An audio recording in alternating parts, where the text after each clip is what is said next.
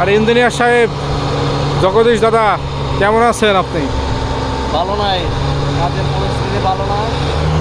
কেন? মেশিন হয়ে গেছে নষ্ট, এই মেশিন খোলা, তার মাঝে বাঁশ লাগিয়ে রাখছে।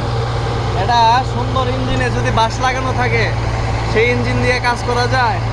এই ইঞ্জিনে বাঁশ লাগানো? দিয়ে নতুন মেশিন আনতে হবে। না, আপনার তো কাজের অগ্রগতি চলতেছে, যে এদিকে মারা হয়ে গেছে শীট।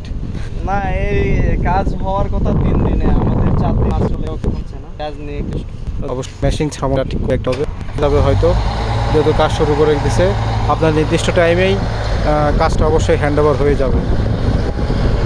ঠিক আছে, আশা হারায়েন না। ওকে, ধন্যবাদ। টাইম মতো